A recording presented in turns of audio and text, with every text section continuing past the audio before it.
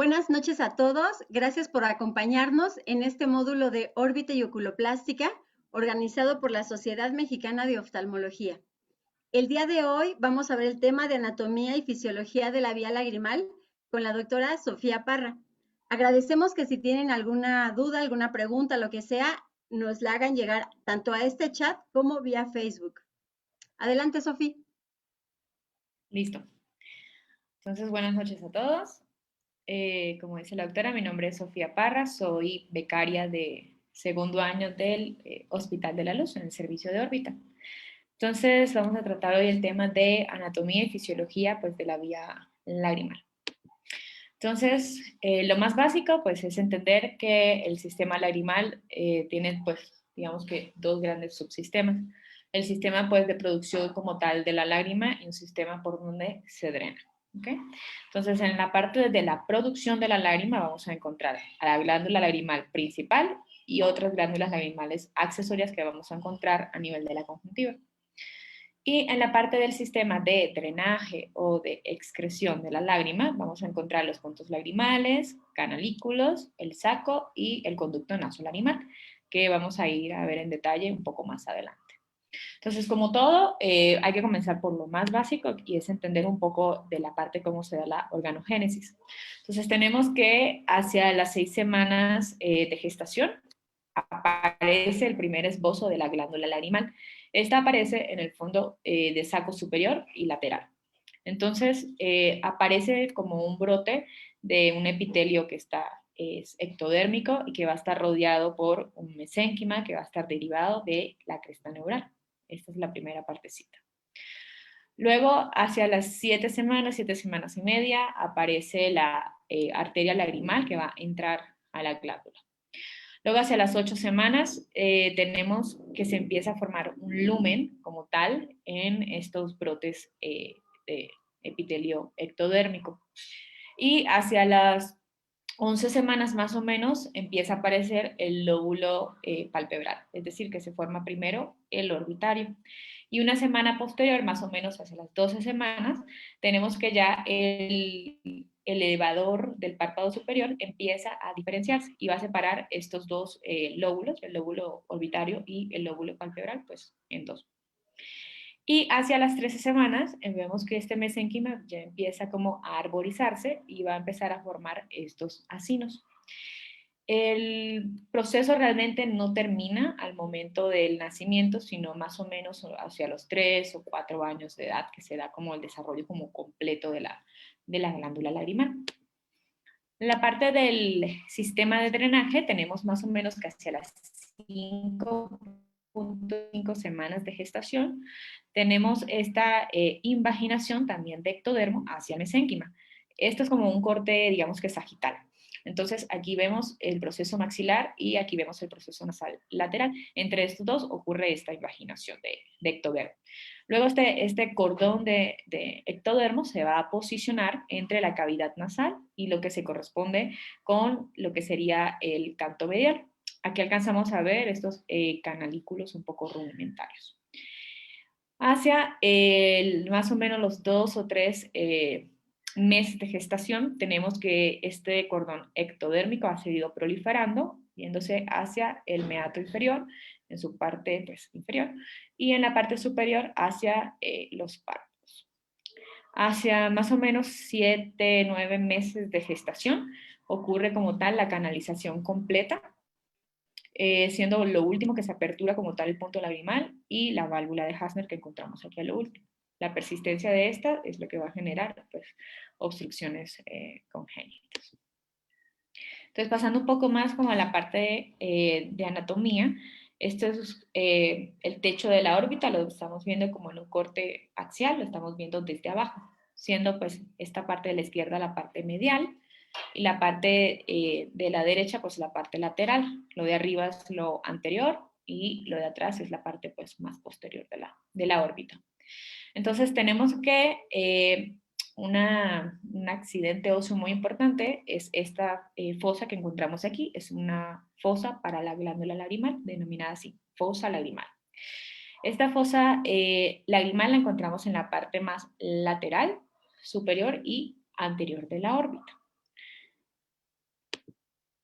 Si pudiéramos, digamos que tocar un cráneo, encontraríamos que esta parte se siente la concavidad. ¿Okay? Entonces, en este esquema vamos a ver que aquí vamos a encontrar el lóbulo, la glándula lagrimal dividida en dos lóbulos. El superior, que es el orbitario, dividido por la aponeurosis del elevador en su porción más lateral, y justo por debajo de este, pues encontramos el lóbulo palpebral. El lóbulo superior, que es el lóbulo orbitario, tiene una forma almendrada, es más grande y va a estar alojado en lo que les mostré ahorita, que es la fosa lagrimal. Después de que pasa aquí la aponeurosis del elevador, encontramos abajo entonces el lóbulo palpebral, que es mucho más aplanado, tiene la mitad del volumen del lóbulo orbitario y puede llegar a tener entre 12 a 15 conductos excretores. Esos conductos van a salir más o menos, van a salir a los fondos de saco unos 5 milímetros por encima del borde tarsal superior y justo pues por detrás de la aponeurosis, del el Müller y de la conjuntiva. Importante denotar en esta parte que cuando se toman biopsias, idealmente deben tomarse las biopsias del lóbulo orbitario, puesto que los conductos de estos dos lóbulos se unen a nivel del lóbulo palpebral y podríamos lesionarlo durante una toma de biopsia. Así que idealmente pues, deben tomarse del lóbulo orbitario.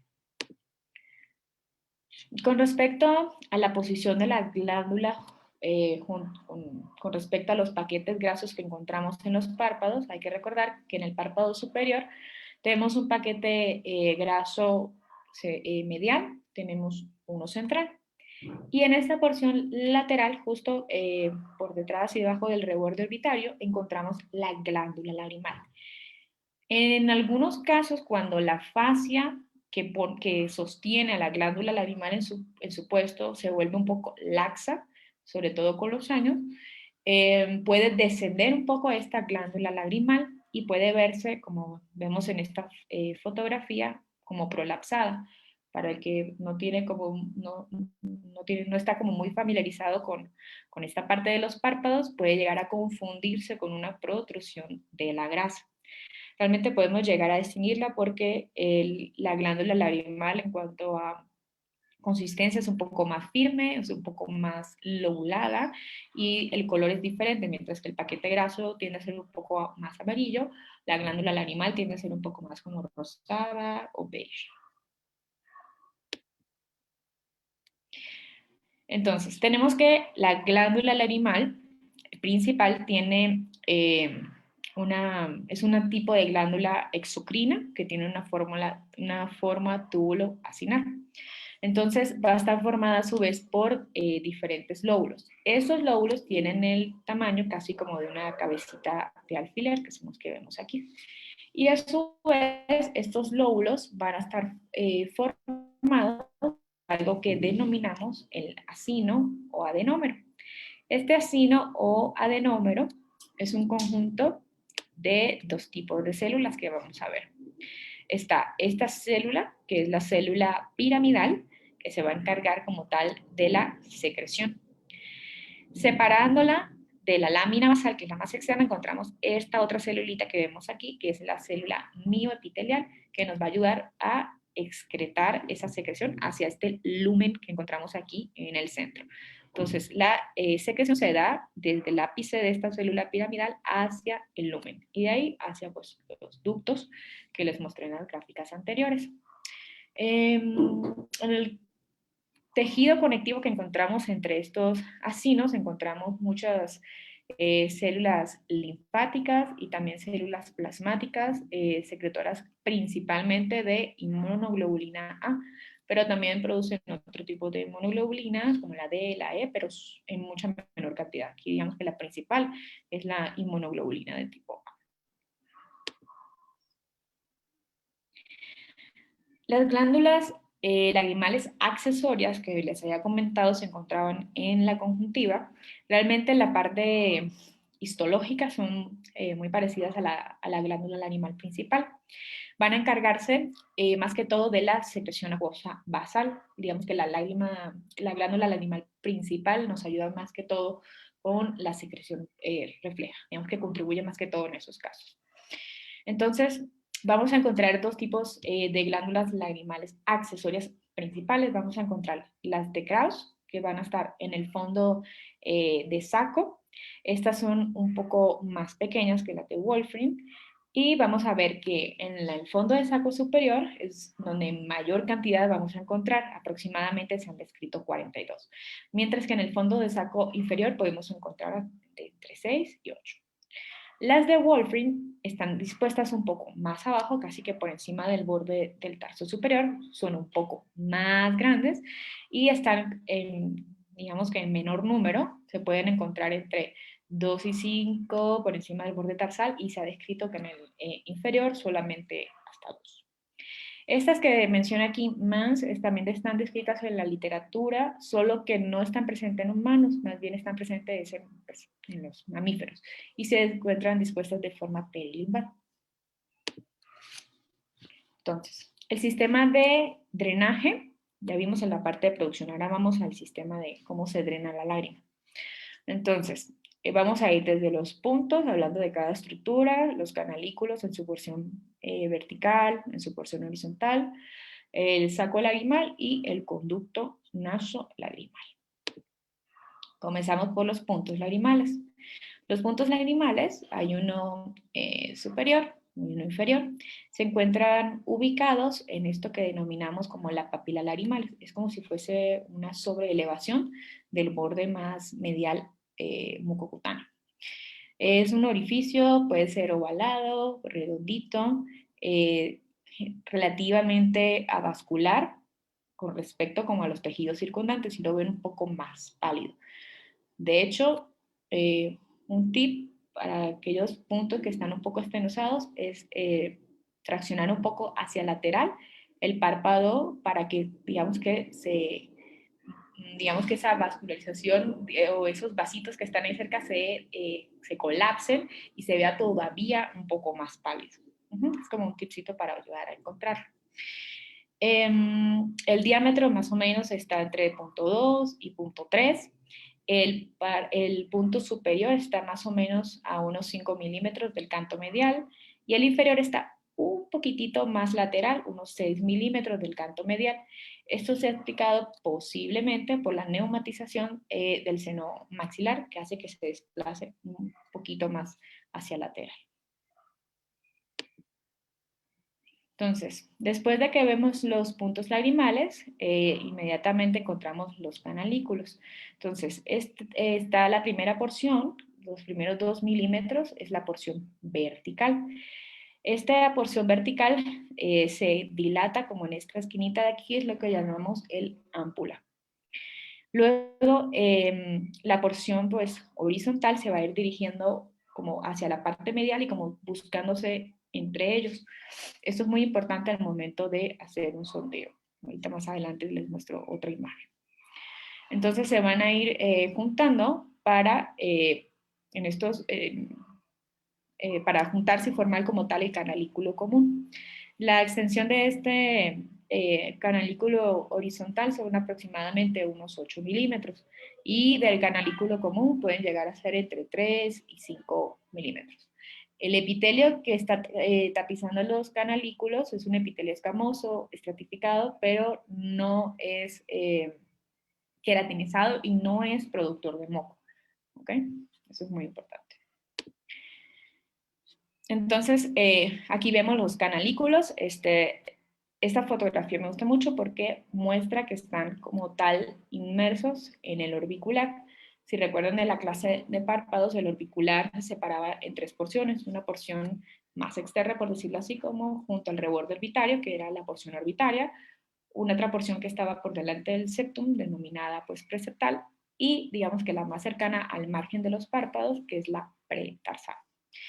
Entonces, en la porción, digamos que del tercio como central y más lateral de estos canalículos, estos están envueltos por este orbicular pretarsal.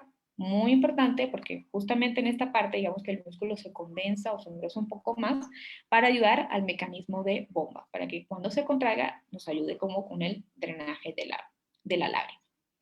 En su porción ya más medial encontramos que la porción anterior de estos canalículos está envuelta por este brazo superior y brazo superior, superior y inferior del tendón cantal medial. Y en la parte posterior por este músculo denominado músculo de Horner, que representa la porción profunda de este orbicular pretarsal. También recordar que de este orbicular pretarsal a nivel del margen palpebral se denomina como tal el músculo de Rioland y que está como rodeando a las glandulitas de Meibomian, lo que también ayuda a que haya una excreción de lípidos como tal de las glándulas de Meibomian, que también van a ser muy importantes al momento de hablar de la parte de la película lagrimal. Ok, entonces, como les venía diciendo, están entonces canalículos en su porción vertical, porción horizontal, se angulan más o menos entre ellos a unos 25 grados para formar el canalículo común. Este canalículo común, justo antes de entrar como al saco lagrimal, ahí se forma como una dilatación denominada de Mayer.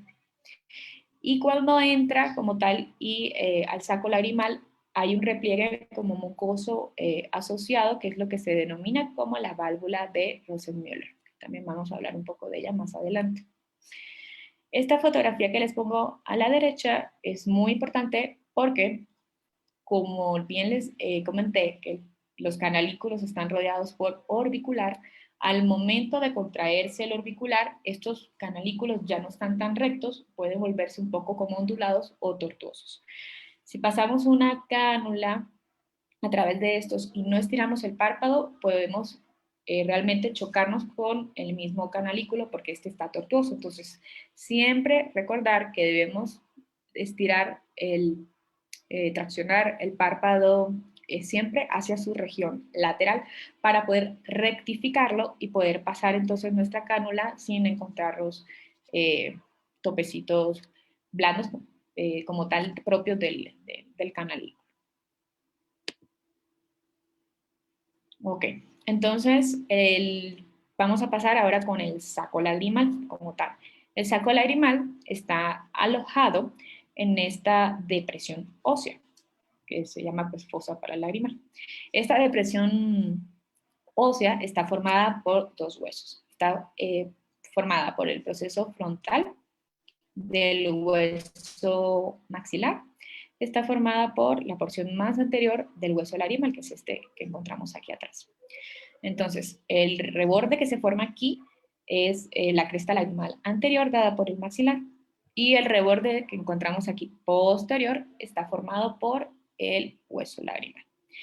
Entre estos encontramos la sutura que se forma entre estos dos huesos. Importante recalcar que el hueso maxilar en esta porción de aquí es un poco más grueso, un poco más resistente, mientras que el hueso lagrimal, es decir, la parte posterior de esta fosa, es mucho más débil. Es importante porque al momento de hacer estas cirugías de dacrocystorhinostomía, en donde creamos una osteotomía para comunicar con la cavidad nasal, vamos a encontrar más fácilmente romper la parte del hueso lagrimal. Entonces, el saco lagrimal está tapizado por un epitelio cilíndrico, pseudoestratificado. Es diferente al que encontramos al de los canalículos, porque sí tiene células caliciformes y produce moco, a diferencia del que encontramos en los canalículos. Se va a extender desde ligeramente por arriba del tendón cantal medial, que es este que vemos aquí, hasta donde empieza el conducto nasolagrimal, que es la parte de la porción ósea, que es la que se dirige hacia abajo. Entonces, tiene dos porciones principales. Vamos a encontrar esta cúpula o fornix, que tiene una extensión de unos 2.5 milímetros, y hacia abajo son unos 10 a 12 milímetros, que este es el istmo, que es el que nos va a conectar con el conducto nasolagrimal. También, quizás aquí esta imagen sirve para recalcar otra cosa, que es que la vena angular va a cruzar aquí sobre el tendón cantal medial a unos 8 milímetros de aquí del canto medial, muy importante para el momento de hacer la incisión para nuestra cirugía de dactiocistorrinostomía para pues, tenerlo en cuenta y tratar de evitar este vaso. Aquí en los dibujos tratan siempre como de pintar el saco lagrimal distendido, como amplio, pero realmente cuando el orbicular está relajado, este saco realmente está contraído. Ahorita le voy a mostrar unas otras fotitos para que más o menos veamos cómo es esto. Pareciera que fuese al revés, pero no. Bueno, en esta fotito, era para mostrarles que el saco lagrimal está realmente como encerrado en su propio compartimento, porque tiene ligamentos, tiene músculos alrededor, y aunque está aislado, realmente el hecho de que tenga el orbicular alrededor, de que tenga los ligamentos del tendón cantal medial que vemos aquí como en blanquito, todo esto va a ayudar a la función de bomba del saco lagrimal, ¿ok? Sin esta función de bomba que nos da el orbicular y los ligamentos, realmente habría una alteración como tal en el drenaje. A ver. Esta fotito, entonces, es para mostrarles esas estructuras que están alrededor del saco lagrimal y que nos ayudan a la función de bomba. Tenemos entonces, como les muestro aquí en la foto de este lado, estaba el ligamento cantal medial, que tenía un brazo superior y un brazo superior y daba como tal el ligamento. Para unirse hacia las crestas lagrimales se va a separar en tres porciones. Una por un brazo anterior y un brazo posterior y uno superior. Entonces, aquí vemos el anterior que se une a la cresta lagrimal anterior. Aquí vemos el posterior uniéndose a la cresta lagrimal posterior. Y por encima del fornix o de la cúpula del saco lagrimal encontramos el otro brazo, que es el brazo superior. Está como abrazando el saco lagrimal. Por detrás, en la parte más posterior de este saco lagrimal, vamos a encontrar, a ver si de pronto en la otra imagen se ve mejor, acá. En la parte posterior de este saco lagrimal vamos a encontrar por detrás del brazo posterior del tendón cantal este músculo que está acá, que es el músculo de Horner, que al estar en esta posición posterior y lateral, al momento de contraerse también nos va a ayudar como a distender el saco. Cuando las fibras de este músculo se contraen, se acortan, jalan ese saco lagrimal o esa cabecita del saco lagrimal y hace que se vuelva más grande, que se distienda. ¿Okay? El otro musculito que nos ayuda es el músculo de Jones, que es este músculo que está aquí, que es simplemente también la porción profunda del orbicular preseptal. El que vimos aquí es del pretarsal y este es el preseptal. Este se va más que todo como por encima de la cúpula del saco y su contracción también ayuda a distender el saco hacia arriba.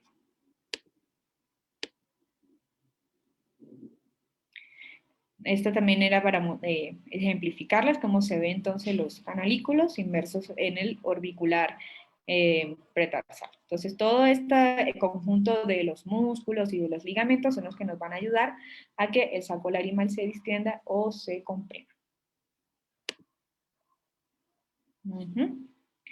Aquí nuevamente les muestro la imagen. Aquí iría el saco lagrimal. Nuevamente la porción pretarsal en su porción profunda. El músculo orbicular preseptal también en su porción profunda, que son las que nos van a ayudar al mecanismo de bombeo del saco. Entonces recuerden, si estas fibras se contraen, jalan el fondo del saco lagrimal y lo van a distender. Cuando se relaja este orbicular, pues ya no están jalando como tal el formex del saco lagrimal y ¡pum!, se colapsa. ¿Okay? Es muy importante entender esta parte para poder entender cómo es que se dan las teorías del drenaje lagrimal. Ahora vamos con el conducto nasolagrimal. Tiene el mismo epitelio que tenemos en el saco lagrimal, que les había comentado que es productor pues, de moco.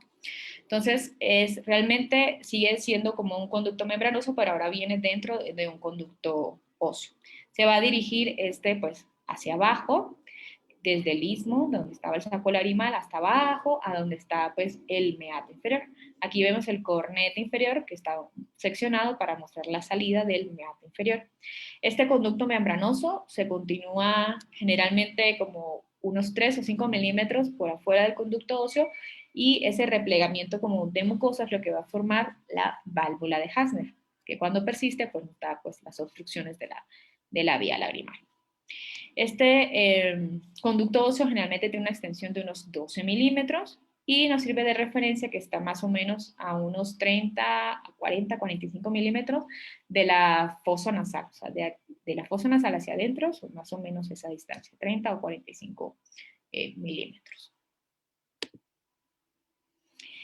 Esta fotografía es para recordar la disposición que tiene el conducto. Uno creería que, por lo que la nariz está como hacia adelante, que el conducto nasolagrimal también va hacia adelante, pero no. El conducto nasolagrimal se dirige hacia atrás, más o menos se va angulando unos 15 a 30 grados, y hacia el lateral son unos 5 grados, es decir, está dispuesto hacia abajo, hacia lateral y hacia atrás.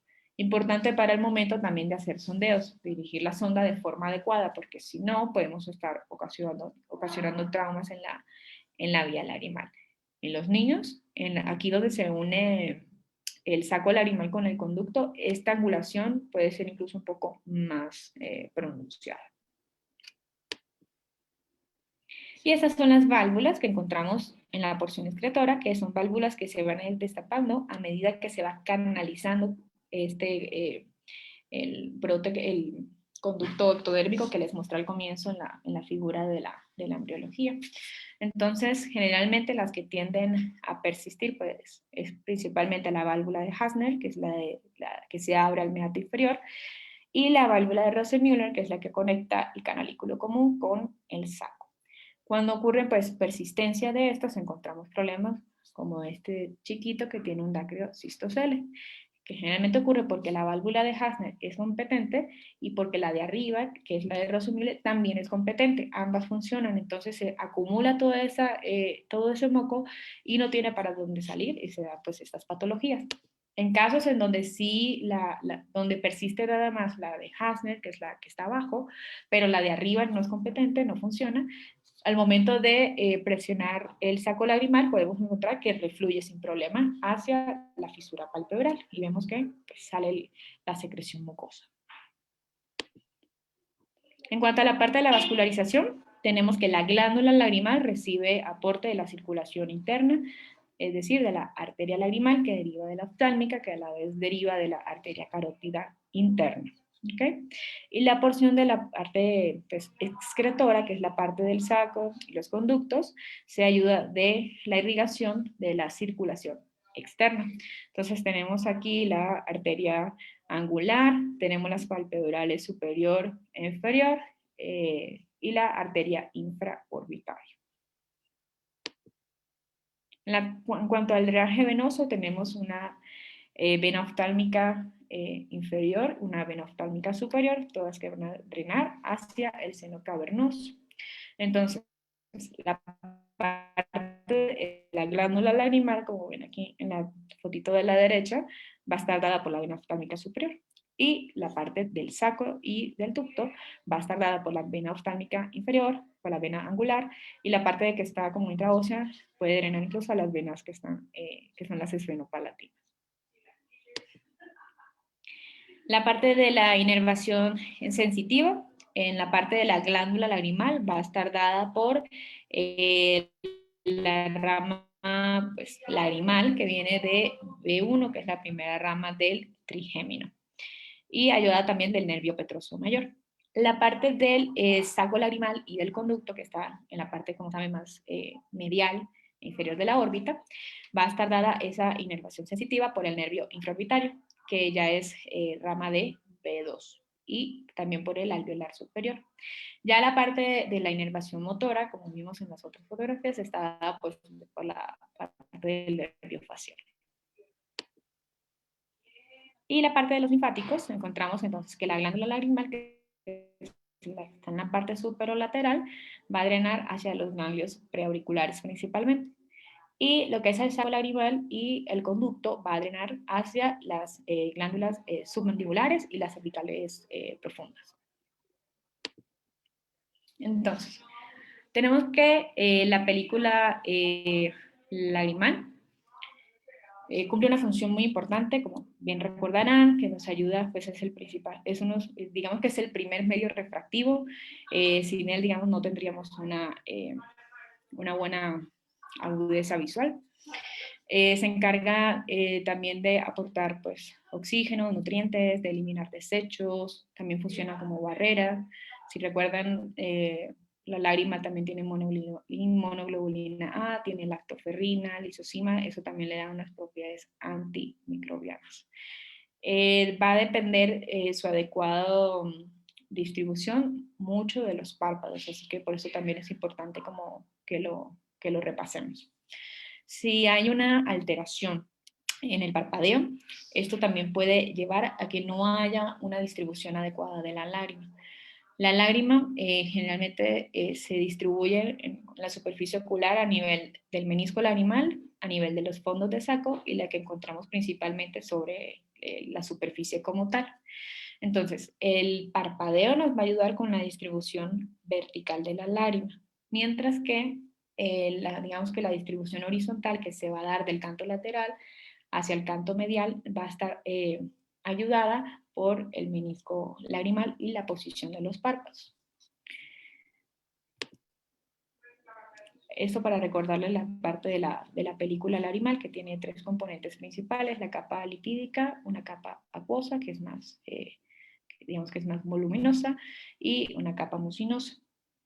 Con el tiempo, esta producción de las lágrimas tiende pues, a alterarse. Generalmente se ha encontrado que ocurre atrofia en los acinos, hay estenosis de los conductos excretores en la glándula lagrimal, puede haber también fibrosis alrededor de los acinos, fibrosis alrededor de los ductos, entonces es normal que vaya decayendo un poco con la edad.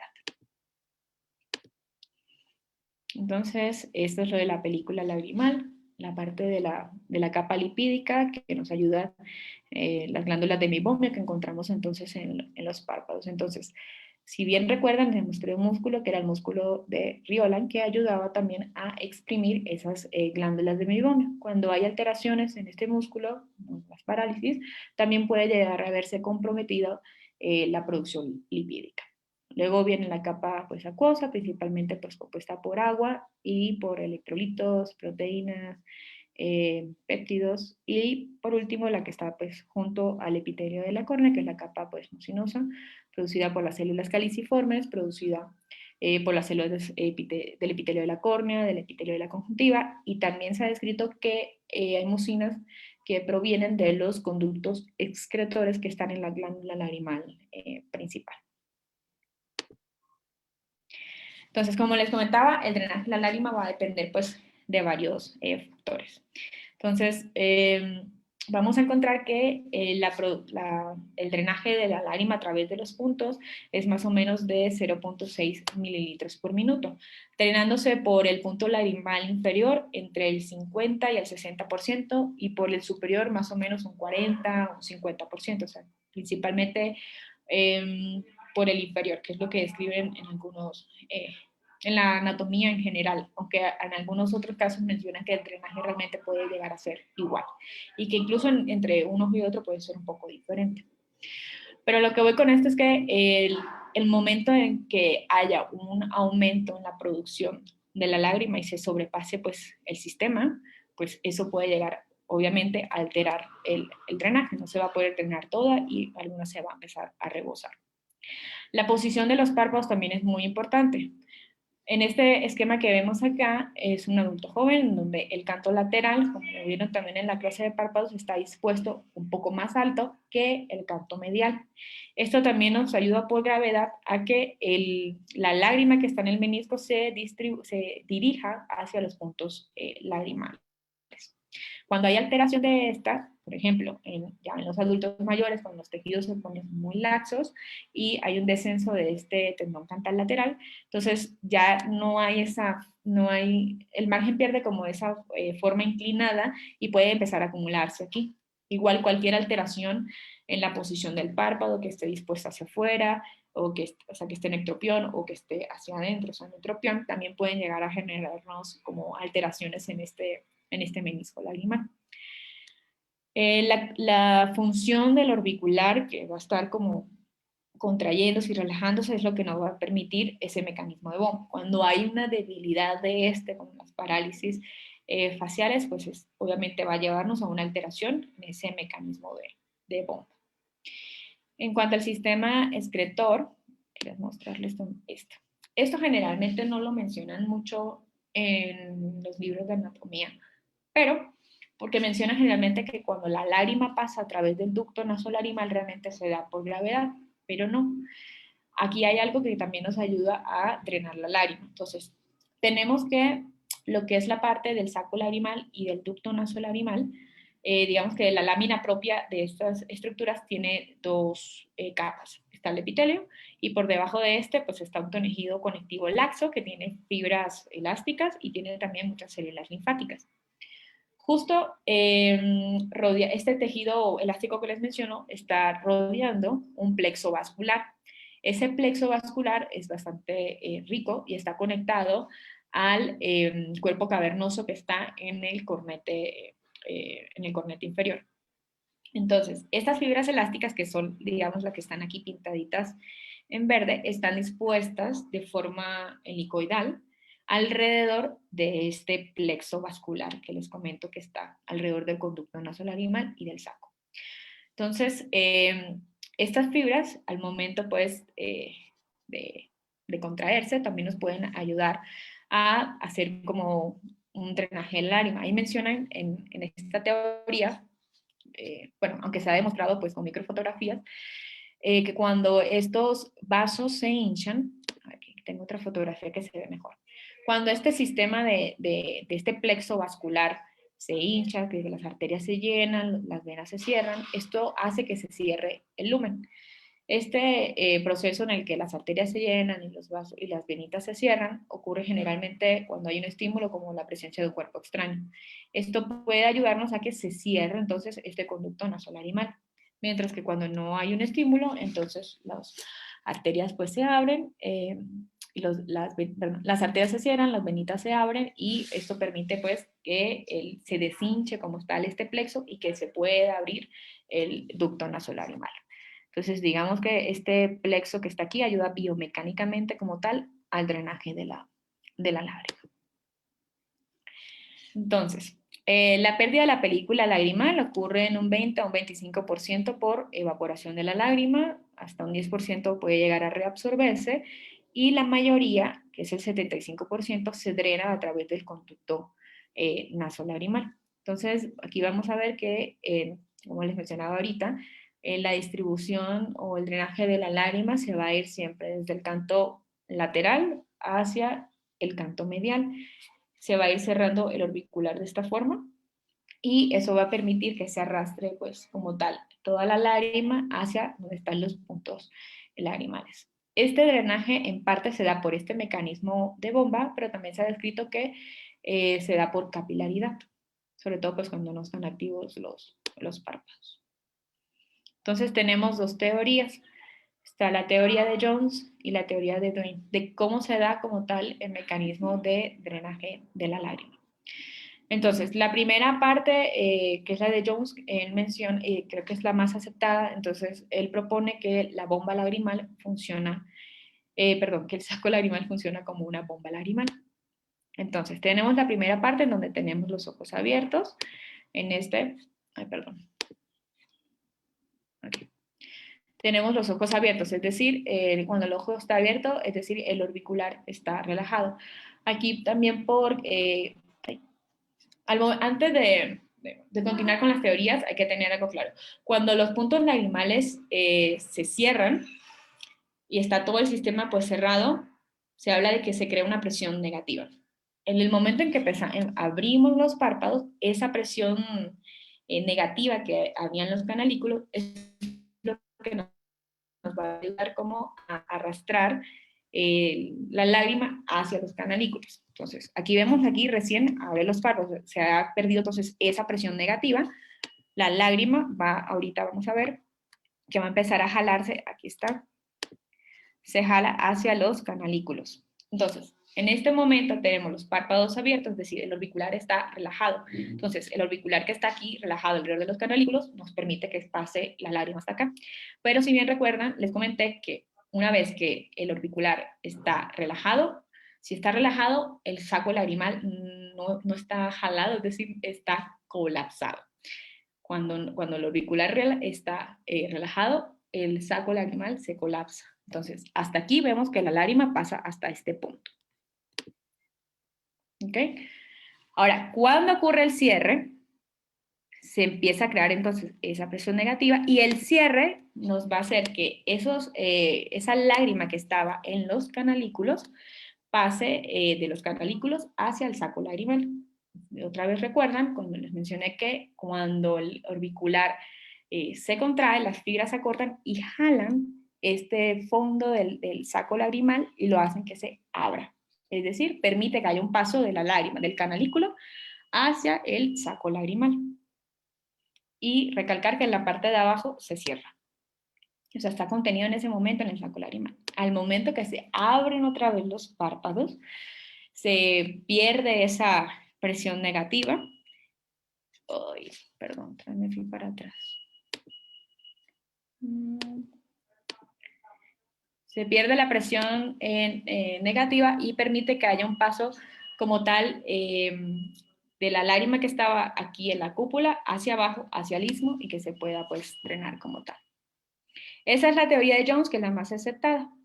La teoría de Duane propone lo contrario, o sea, también menciona que hay un mecanismo de sifón en donde el saco lagrimal jala la lágrima hacia este, pero él menciona que esto ocurre realmente es durante el momento que hay relajación y no durante la contracción, como lo mencionaba Jones, que digamos que es la principal diferencia entre una teoría y la otra. Entonces, cuando aparece pues, síntomas como la alteración de la obstrucción de la vía lagrimal, como lo es la epífora, o si vemos una masita aquí del canto medial, hay que hacer muchas pruebas que nos pueden llegar como a orientar cómo está ese sistema lagrimal, desde la valoración de párpados, que es de lo más básico, hasta otras pruebas clínicas un poco más avanzadas que igual no son difíciles de hacer. Entonces, tenemos que los párpados hay que valorar desde las glándulas de meibomio, porque en caso de que haya una meibomitis, la producción como lipídica de la película lagrimal pues se puede comprometer, la película lagrimal se vuelve inestable y es más fácil pues que se evapore la película lagrimal. La posición de los párpados es súper importante. En el caso de los entropiones o de los ectropiones, no solamente la irritación que genera la posición de la pestaña, sino que el menisco lagrimal que les estaba comentando no se llega a formar de forma adecuada y se pierde entonces esa posición que es necesaria para que el menisco lagrimal nos ayude a llevar esa lágrima hacia los puntos lagrimales. De igual forma, cuando no hay presencia de punto lagrimal o cuando el párpado está pues, vertido y no entra en contacto el punto lagrimal con el globo ocular, eso también altera como tal el drenaje de la lágrima. Tenemos estas pruebas de volumen lagrimal, en la altura del menisco lagrimal, que pues, podemos medirla con el micrómetro de la lámpara, que debe ser más o menos de 0.2 milímetros. Cuando está menos de esto, pues se considera que hay una pues, falla en la producción de la lágrima, o si lo vemos aumentado, podemos pensar que tiene una obstrucción en la vía lagrimal. En algunos casos hay otros en donde simplemente es una hipersecreción de la glándula. Pues bueno, nos tenemos que ayudar como de muchos exámenes para realmente determinar la causa. Pero digamos que esta es una gran ayuda. La prueba de Schirmer. La prueba de Schirmer se realiza con este papel filtro que mide unos 35 milímetros. Aquí lo que vamos a medir es como la cantidad de milímetros mojados por la lágrima en un tiempo determinado, que son 5 minutos. Hay varios Schirmer, hay un Schirmer 1 y hay un Schirmer 2. El Schirmer 1 tiene también un Schirmer 1 modificado. Entonces, en el 1 se hace sin anestésico.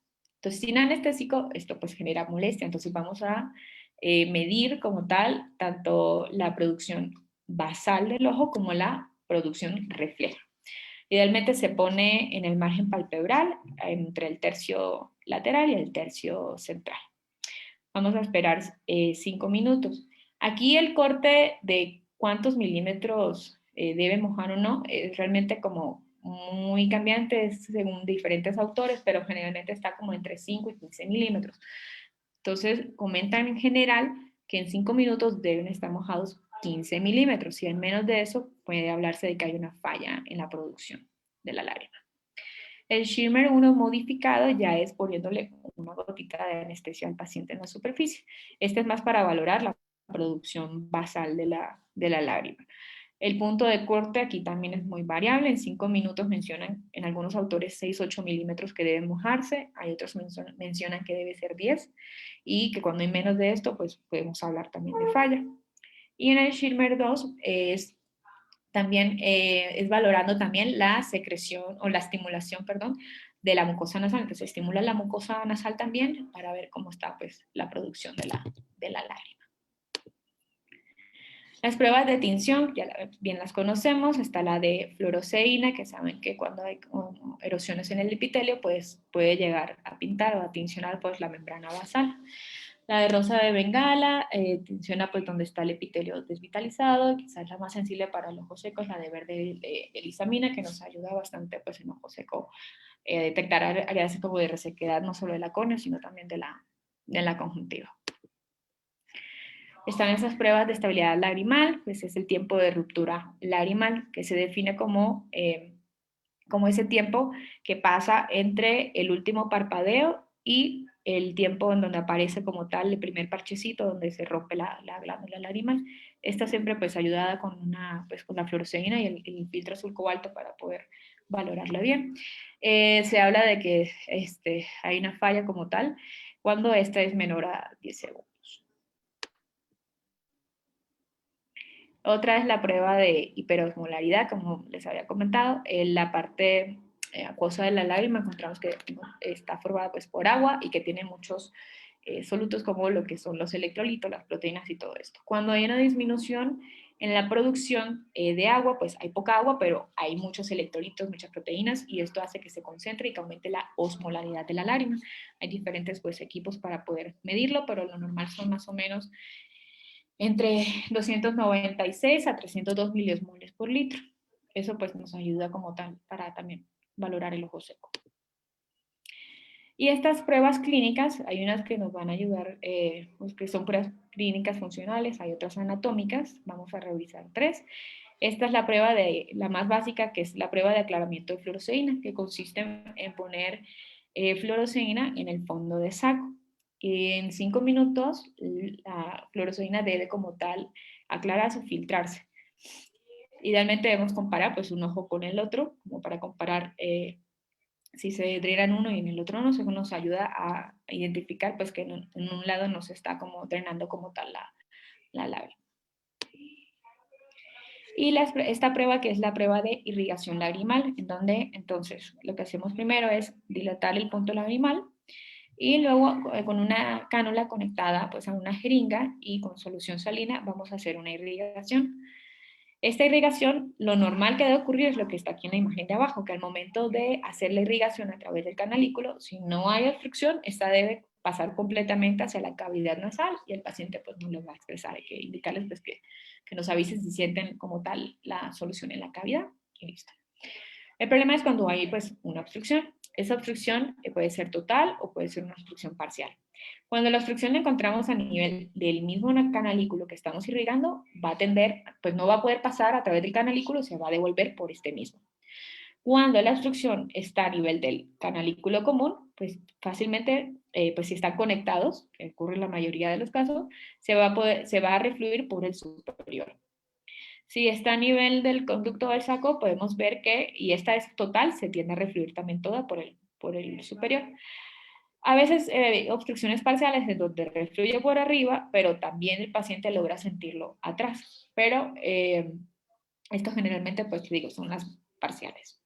Entonces, cuando no pasa directamente hacia la nariz, pues ya estamos hablando de que encontramos algún tipo de obstrucción. Ahora, si de pronto hacemos la irrigación y en la irrigación pues encontramos que la vía está permeable, pero aún así vemos que el menisco lagrimal sigue alto. Podemos también hacer esta prueba que es la prueba de Jones. Esta es la prueba de Jones. Entonces, la prueba de Jones hay dos, la Jones 1 y la Jones 2. Entonces, ¿qué es lo que hay que hacer? En esta prueba, entonces ponemos un poco de fluoresceína en el fondo de saco y en el meato inferior, a través de la fosa nasal, ponemos una gotita de anestésico y ponemos un cotonete. Como recuerdan, se había comentado que el conducto nasolarímal sale por debajo del corriente inferior, es decir, en el meato inferior. Entonces ponemos el cotonete ahí. Lo normal, si no hay ni bloqueo anatómico ni bloqueo funcional, pues debe pasar directamente esa fluoresceína hasta abajo, hasta el meato inferior. En este caso, la prueba es positiva. Si por el contrario vemos que no hay paso, no se moja en nada el cotonete, no vemos la fluoresceína, quiere decir que es negativa. Entonces, en esos casos, pues hay que hacer el Jones 2, que nos va a ayudar a saber si esa prueba, si esa obstrucción más bien es de tipo funcional o es de tipo anatómica. Entonces, para el Jones 2 lo que hacemos es, con ayuda de una cánula, la introducimos por el canalículo inferior y vamos a irrigar. Entonces, hablamos que es positiva cuando el cotonete ahora sí se moja. O sea, le hacía falta, realmente no hay una obstrucción anatómica, pero le hacía falta como, puede ser que se esté como colapsando algo adentro que no permita que pase la lágrima, pero al momento de hacer fuerza con la cánula y irrigar, pasa sin problemas. Es decir, puede haber una obstrucción funcional ahí.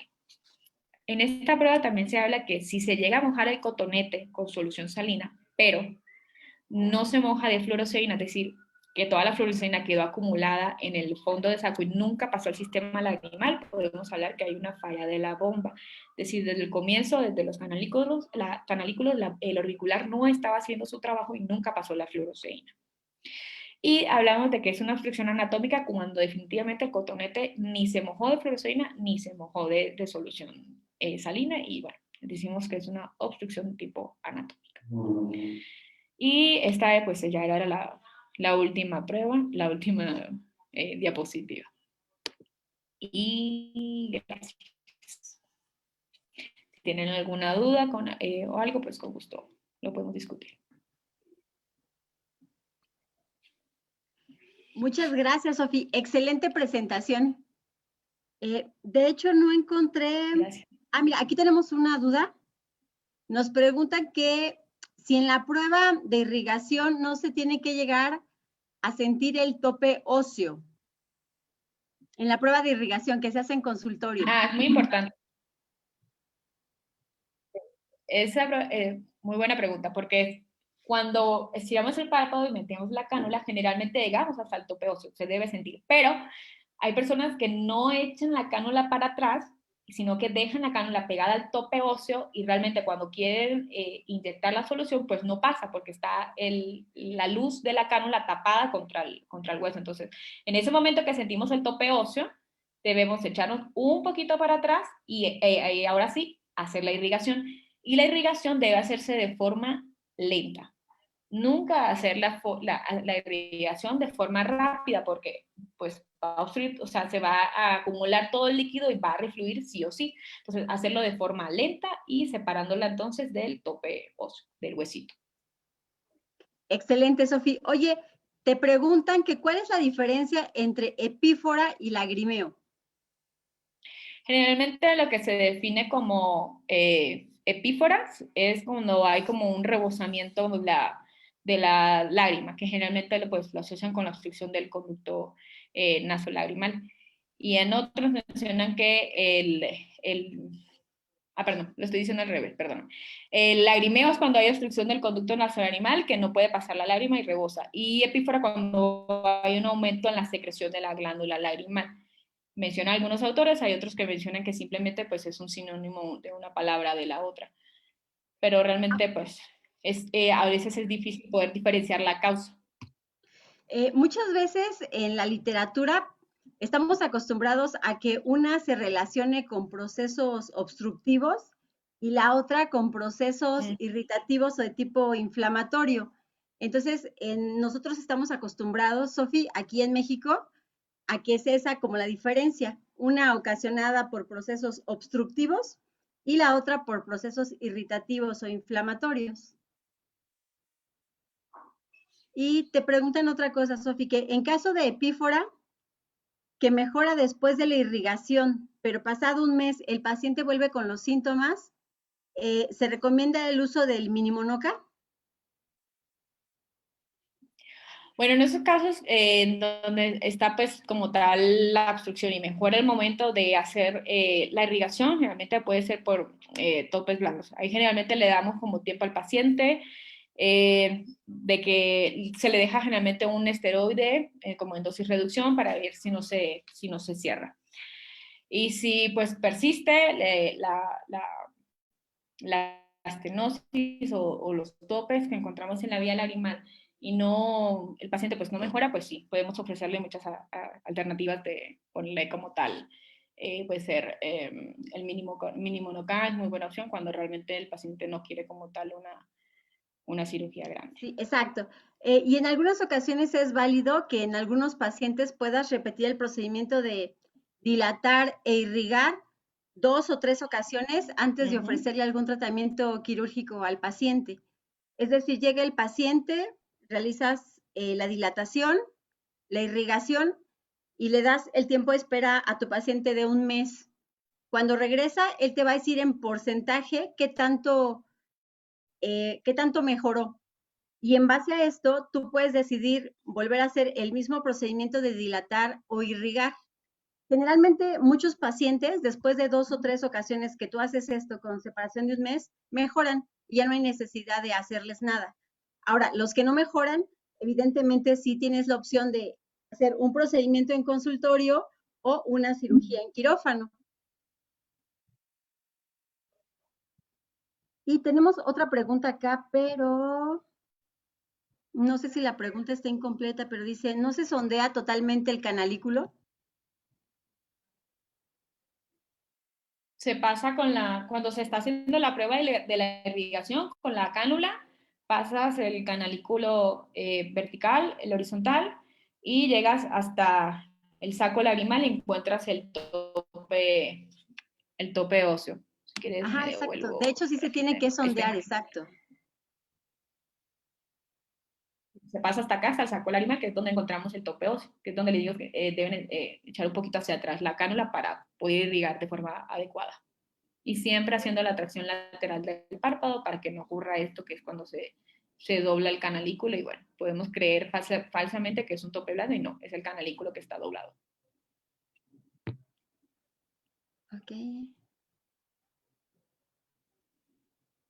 Pues creo que ya no tenemos ninguna pregunta. Ya no encuentro ninguna en el chat, tampoco en Facebook.